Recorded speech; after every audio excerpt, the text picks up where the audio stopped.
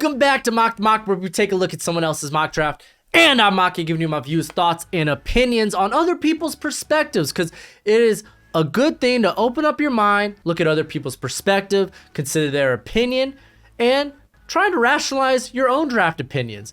But what's crack-a-lackin'? It's your boy Broshmo, just in case you did not know so. Go ahead, become a bro and subscribe. Leave that thumbs up if you enjoy the content. And we're always banging out draft content, prospect rankings. They're currently hitting the channel, so check those out. This is your draft paradise for all fans that love the draft, but obviously I'm not the best draft YouTuber out there. It's obviously Bengal. Look at this 600, almost 70,000 views. I'll be lucky to get that on like 3 mocks combined. Obviously, he is the better draft personality. It is what it is. So go ahead, share the content. I like Bengal a lot. I think he's come a long way. He's not just some Madden YouTuber.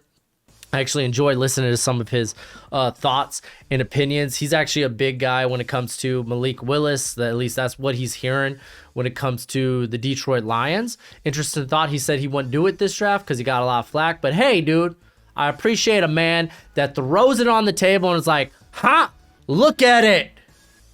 Look at it. Let's see what he does for the Jags, though, before we get to that Detroit pick. Oh, crud. I'm doing the wrong thing. All right, here we go. He goes Evan Neal. It makes all the sense in the world, right? Evan Neal to the what is this team? The Jags. That's right, Jacksonville Jaguars. Protecting your investment when it comes to Trevor Lawrence, it makes a ton of sense. We don't really need to get into it. While yes, Aiden Hutchinson, Kayvon Thibodeau, those are fine picks as well.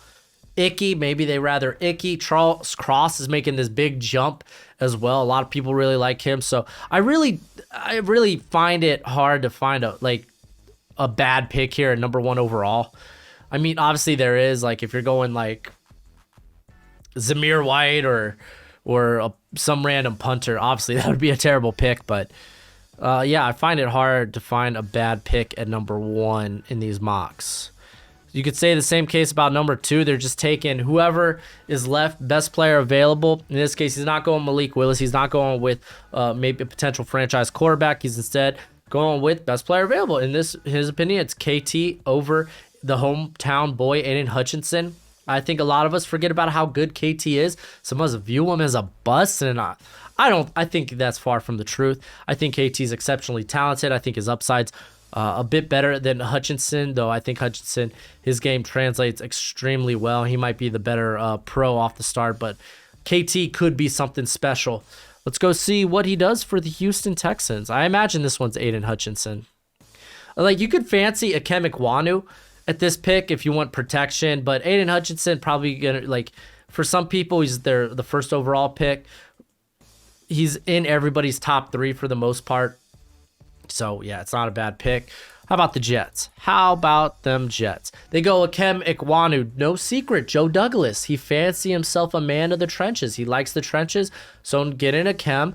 I'm kind of curious, does Bengal go receiver in this mock draft and really like surround Zach Wilson with adequate talent, give him no excuses so you could get a fair evaluation of what you have at quarterback? I like that idea. I like that draft philosophy. Giants, I imagine this is...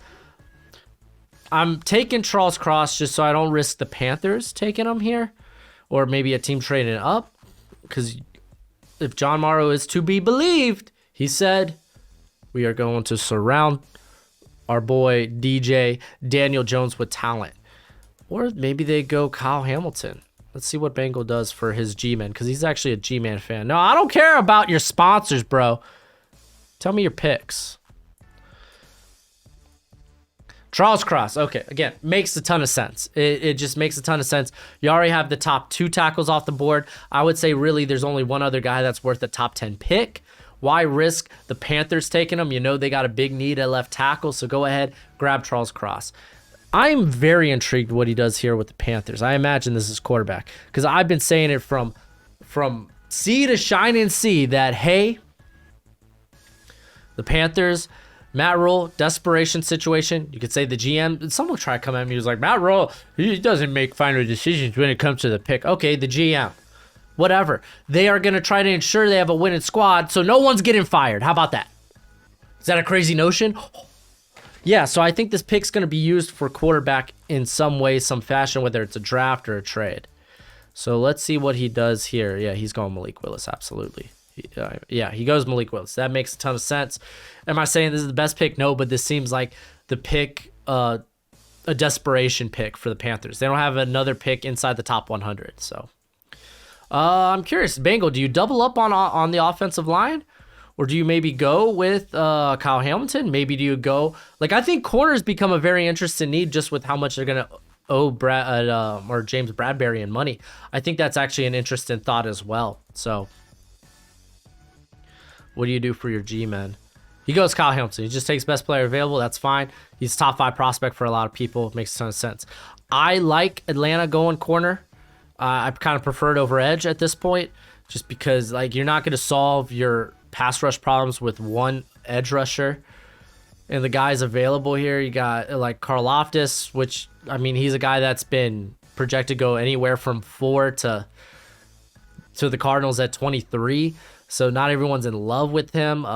You have David Ajabo, who's kind of a project. You have Jermaine Johnson, who's not exactly a high ceiling prospect, but he's like a pro ready, can give you some Pro Bowl years here and there. So like I just don't think that I don't think at this juncture is an edge talent I would take over the cornerback talent, whether it's Sauce, whether it's Steenley. You could also make a case for receiver.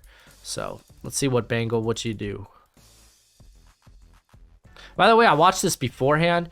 It's just, I don't know. When you watch something, you kind of forget what picks he makes team wise.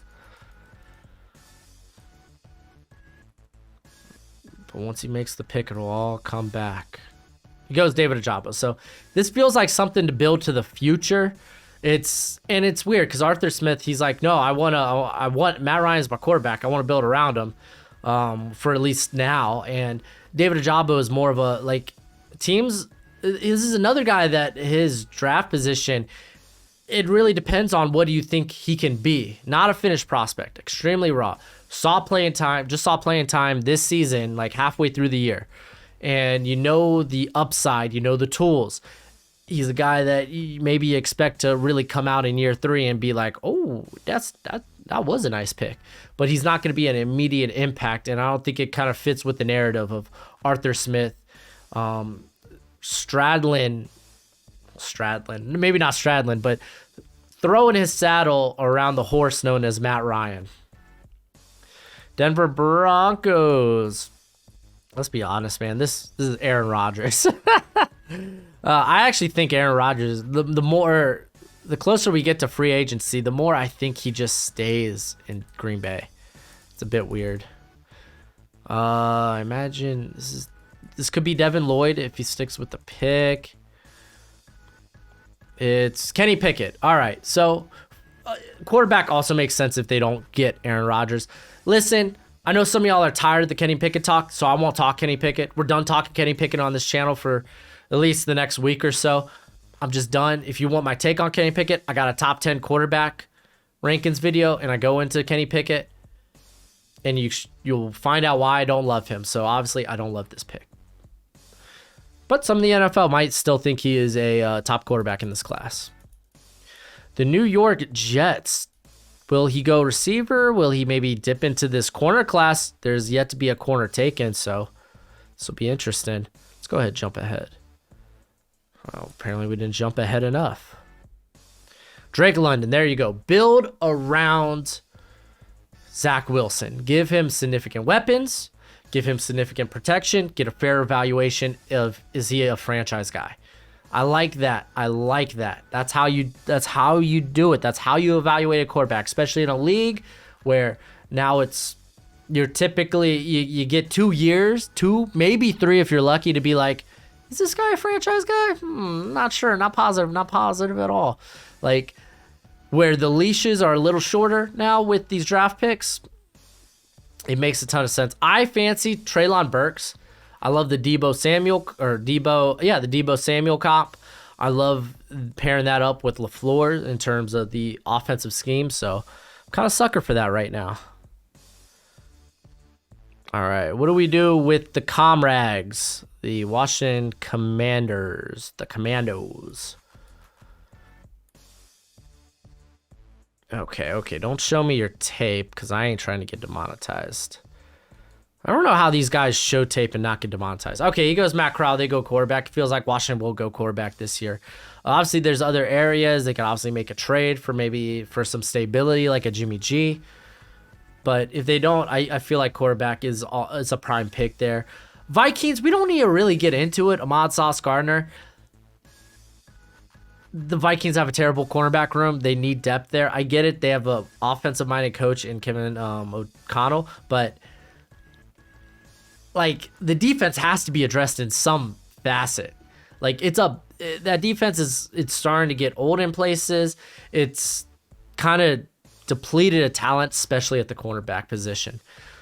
All right, will we see a non-receiver taken? Nope, we won't. Not so. Cleveland Browns in every mock, every one of them, count them, every mock they go wide receiver. Traylon Burks is a good pick, great size, good speed for that size. Like it sounds like he's gonna test out like a monster.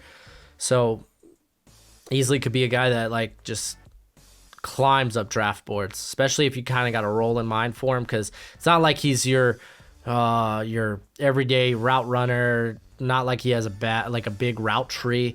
He's a mismatch nightmare, and there's a few routes that he can take advantage of guys on, and I like the idea of getting him involved in the run game too.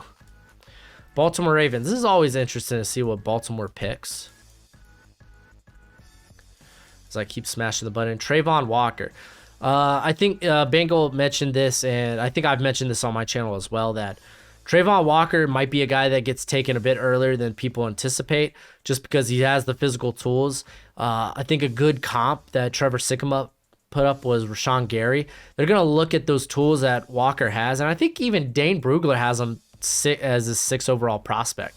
Like he's oozing physical tools. He needs more polish as a pass rusher, but the tools are there, and honestly, it'd be a great situation for him to go there in Baltimore. All right, let's go ahead. Just skip to both Eagles picks.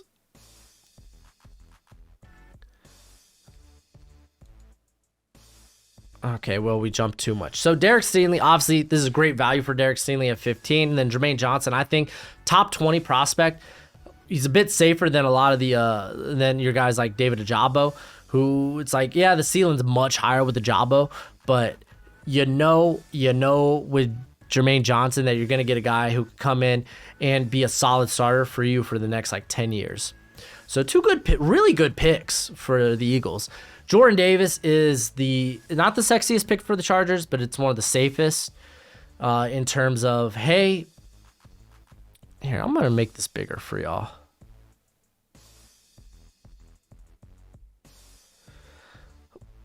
But in terms of, okay, I need it bigger. I feel like Rita Repulsa, make my monster grow. Power Rangers reference. But Jordan Davis, we know the run defense needs something. Needs a little fine tuning. Jordan Davis is a not a sexy pick. It's not a pick that you think is an immediate difference maker, but it will be in terms of run defense. He's a guy you can trust to be this space eater in the middle. All right, let's see if we see eye to eye on the Saints. I think this is a good spot for quarterback. Get a guy on a cheap deal just because cap hell. It's fast approaching for the Saints. Or maybe he goes receiver. He goes receiver, Jameson Williams, which is good. He gets a deep threat, some guy that can stretch the field. And I think it's also very likely maybe they bring back Jameis Winston on a cheap deal. But again, you don't have the allure of, come back, Jameis. We have Sean Payton to make you better. Ooh, they don't have that anymore. So maybe Jameis Winston decides to be like, Yeah, no, I'm gonna go find good coaching elsewhere. Because now Dennis Allen, the defensive-minded coach, the former DC, he's there. But to be fair, the OC for the Saints, he's been there since like 2009. So maybe Winston does decide to come back to town. Oh, they went Garrett Wilson. My bad, James. Oh, see, I skipped too early. Garrett Wilson. He's a more complete receiver. Not to say he can't win downfield. He could definitely stretch the field. But Jameson Williams is a guy that definitely is a better field stretcher. You could say Chris Olave too. Though I do like Garrett Wilson a lot. He's like current wide receiver one. For me, I do go back. Am going back into my receiver rankings. Not today. Today I'm cleaning up edge. So tomorrow or Sunday. But Williams is actually a good pick for the Eagles because he fits Hurts. He fits that style. In terms of Hurts, he's a better downfield thrower than he is on the intermediate to short part of the field. So, yeah, getting someone like that across from Devontae Smith is kind of nuts. And I know Eagles fans, they're like, oh my gosh, receiver for the third year straight. Like, you got 3 picks. What are you going to do with them? All right, Steelers. This could be a quarterback opportunity. You could go with maybe you fall in love with the tackle, or maybe go with one of the interior players. Very interesting spot here for the Steelers. They go Desmond Ritter. I actually think Desmond Ritter is probably the 3rd best quarterback in this class. And I've been very adamant when it comes to Desmond Ritter that I'm not in love with him as a prospect. I feel better about him in this range because after the Senior Bowl, I was like, okay, I do see what, like, not even like in the playoff game against Alabama, I do see what people see in him, like with that special, like, hey, he can make special throws. He has that type of arm. It's just he could be so wildly inaccurate, but he is also a guy that doesn't put the ball in harm's way. So you're dealing with a guy with plus mobility. Maybe you could get that arm to be a bit more consistent. While like Josh Allen's not a fair comp by any means. It's not a side-by-side comp either, but Allen came in a very wildly inaccurate quarterback with a big arm that could make special throws. While I would say Allen definitely had the bigger arm, Ritter's kind of similar to that akin when it comes to wildly inaccurate, but he can make special throws. New England Patriots. Let's be honest with the Patriots. They're probably trading down. That's just what Patriots do. Let me move this up. All right. But honestly, they go a variety of different ways. I actually really like George Karlaftis at this juncture. So what are you going to do, Bengal? Can I call you Bengal? Devin Lloyd. Oh, that's a good pick. None of the linebackers have been taken yet. Devin Lloyd, he honestly, that's a good, I think that would be a good replacement for Dante Hightower. Probably a bit of a better replacement too. I don't think he's going to be as handicapped in coverage as Hightower is. All right, so we got the Las Vegas Raiders. They go, again, another team that go a variety of different ways. They got Josh McDaniels now there. If he's going to strap his saddle to Derek Carr, apparently I love that phrase, strap in the saddle. It's kind of what I do. So he gets some protection rather than going with a playmaker, which I think is fine. You got Darren Waller, you got Hunter Henry.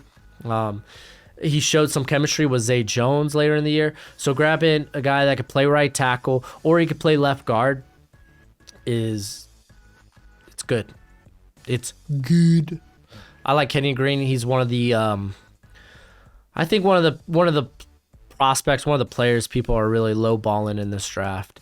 George Karlaftis would be a hell of a pick here for the Cards.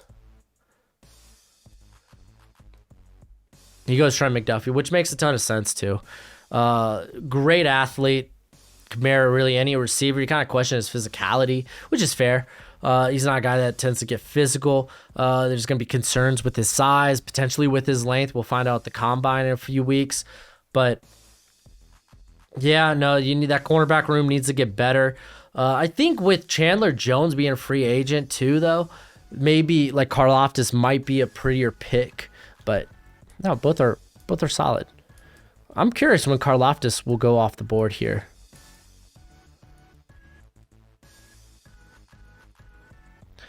All right, he goes. Oh, forgot freaking Tyler Linderbaum was still on the board, dude. Dallas is eating. I don't think Tyler Linderbaum makes it out of the top 15. I really don't. Like, he is good. Like, I'm talking like Quentin Nelson levels of good. They're the size concerns, but at center that kind of like matters a little less. But nah, this is absolute steal.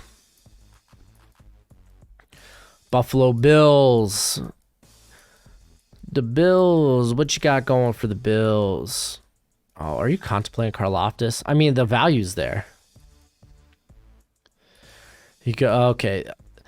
And this is also funny because he did this live.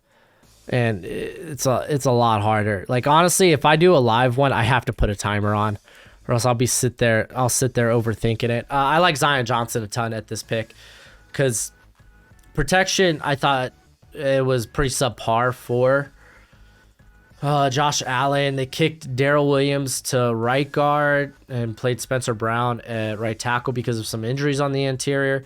But getting Zion Johnson, a guy who will probably play left guard, I think that's ideally his spot there in the NFL. But getting him, it really helps Josh Allen a ton. Like, you've seen what happens when Josh Allen doesn't get protection. He can't put the team on his back, Josh Allen, all the time, and then he'll occasionally pop up I lost to the Jags. Occasionally that happens because teams get adequate pressure because, honestly, the offensive line does need a little retooling. The Tennessee Titans. No Sam Howell, man. That makes me sad. I like Sam Howell a lot. Trevor Pettin. Listen, Tyler Lewan. This is Tyler Lewan with less polish. You could immediately start this cat at one of the guard spots. I imagine probably Roger Saffold might be a cap casualty. You could start him at one of the guard spots and be fine. And you could eventually maybe be your left tackle once you move on from Lewan. You do have Quinton Redins there, but he's likely probably going to stick at guard. At least that's what it looked like. He didn't have the best start at left tackle in his career, but he had to face Nick Bosa, which was kind of unfair. But Pennon makes sense. I mean, hey, your offense is Derrick Henry, so make sure that offensive line is good. This pick here, like, Bucks go a variety of different ways. I don't think quarterback is necessarily on the table, though Sam Howell is. I'm not gonna lie, Sam Howell is a delicious thought here. Receiver, obviously, being kind of the big one. They don't really have a separator downfield after AB's shenanigans and then Chris Godwin's off the franchise tag. So I don't imagine them giving him. I imagine Carlton Davis gets the franchise tag this year. Which corner could be another spot they go, but they go Jahan Dotson. That's a pick everyone's kind of making. So they go with someone that could separate downfield for them. They get an ideal separator, especially if it's going to be Kyle Trask back there.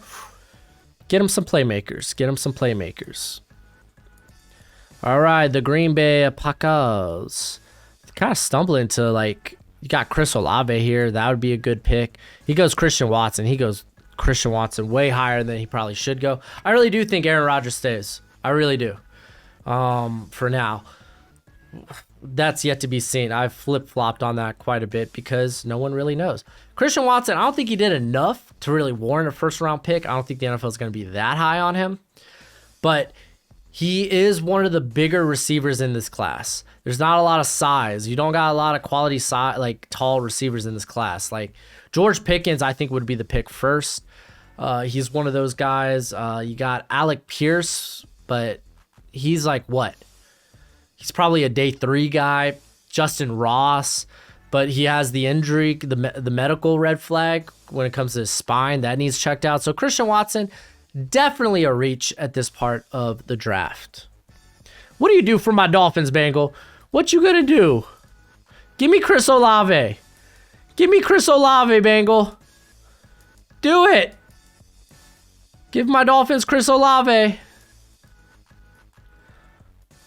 Oh, Pickens. Ooh. Saw him highlight Pickens. Don't you go to offensive line. Don't you go there, girlfriend. He goes, Bernhard Raimann. Listen, I think that's actually a good fit. Bernhard Raimann's a pretty darn good fit for the Dolphins. They're going to be looking for one of these smooth movers. And if they kind of keep the same scheme there as they had with the Niners, that wide zone blocking scheme. So, like, Raimann would be a good fit at tackle, kick Liam Eichenberg into left guard. So that's a good fit. I really think the Dolphins are going to address offensive line free agency, though, because they really have to. They really need to. I really want them to go playmakers, though. They really lack at the playmaker position, mainly receiver. That's what I'm talking about. Don't you tell me they'll go running back. Don't you tell me they'll go running back, girlfriend. Don't you even. McDaniel, he got by with journeymen and day 3 guys. Just build that offensive line, draft some receivers, and then we're good. All right, don't go receiver, dude. Don't do it. Don't do it for the Kansas City Chiefs. They got edge concerns, especially with Melvin Ingram, a free agent. They have some significant free agents in the secondary. Don't you go receiver. Everyone and their mom's going receiver. I'm not saying it's the wrong choice. It's just not a wise choice. He goes George. Oh my gosh, he's still on the board.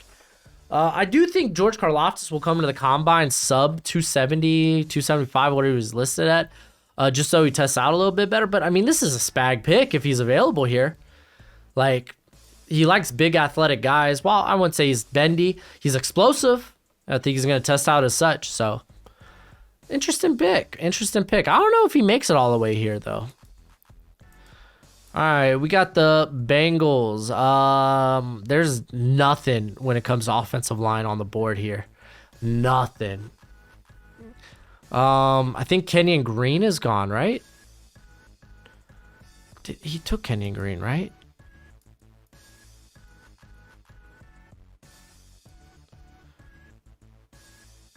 Here, go to interior. Pretty sure. Or is he the pick here? Yeah, he's gone. Where did Kenyon Green go?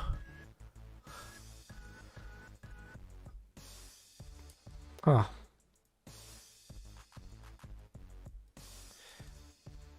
Kind of intrigued. I've already forgot. See, I forget it in the same video. I forget where these guys go. He go. Oh my gosh, Bengal! No, your name's Bengal. Don't do yourself dirty like that.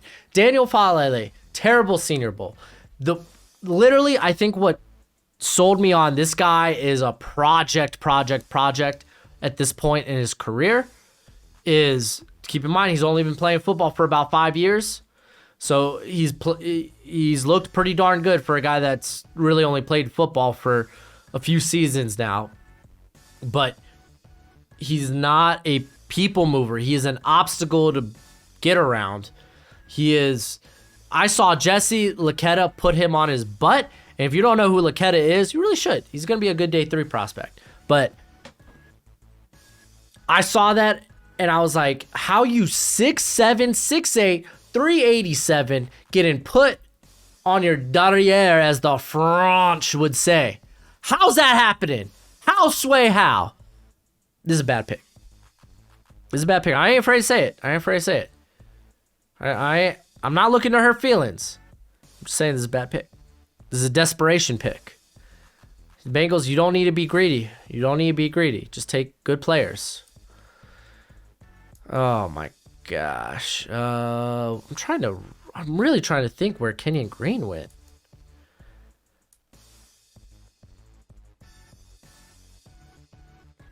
Okay, who did you pick for Detroit with their last pick? Nakobe Dean, that's right. Okay, let's see if we can find Kenyon Green. Too perfect.